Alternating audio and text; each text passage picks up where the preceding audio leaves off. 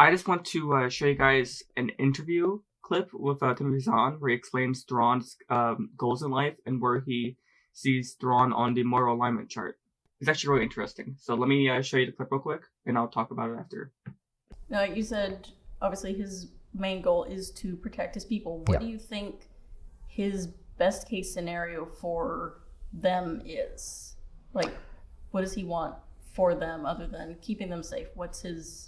Ideally, defeat all enemies that come against us and let us live here in peace. That's what most, I think, good leaders, that is their goal, peace for their people.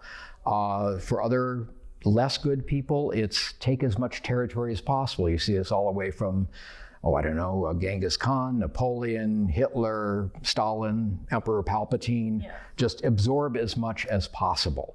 And that's ultimately self-defeating, I think. And I think Thrawn is smart enough to realize that. Just leave us alone and we'll be happy.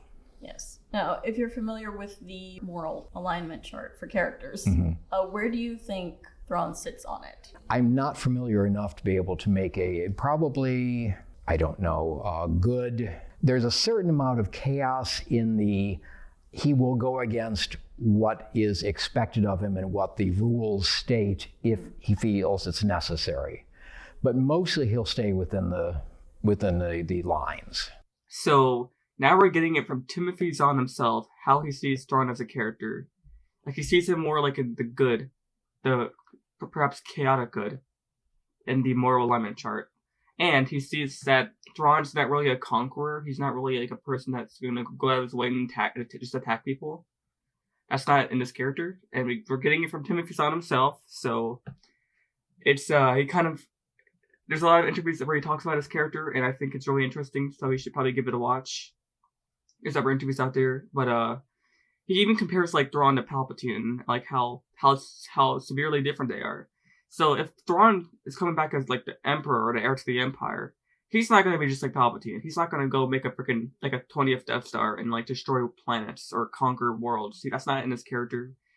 Now, again, remember, the rebellion is still a thing. We got, Hera, we got all of them. We got Ahsoka looking for him and Ezra.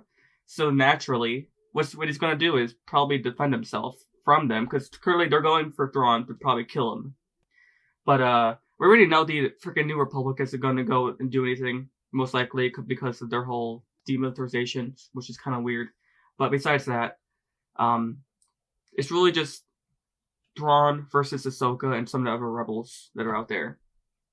Which, naturally, like, he's going to protect himself. He's probably going to fight back because he needs the assets of the Empire, now just the remnants of the Empire, to use it against the Grisk. And now that he's the heir to the Empire, he's got a lot more assets now.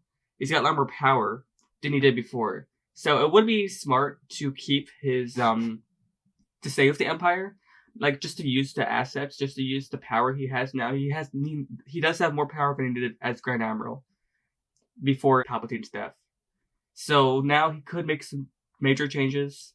Like, I know a lot of people think that he would probably just leave the Empire because of Palpatine's death, but it is actually kind of talk in the novel that once Palpatine dies, whoever the next Emperor would be, Thrawn would just kind of convince him to do different regulations and different changes. And he didn't know he'd be the Emperor or the next in line, but since he is, he can make those changes himself now, and he can use it to fight the Grisk. He can use the Empire now to fight the Grisk because he is the Emperor. He can do what he wants, pretty much.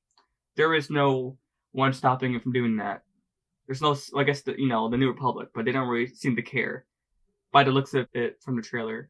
Just want to make this video to talk about Timothy Zahn's character, Thrawn, how he sees him as a good character, how he sees him as a good guy almost. Chaotic good, obviously.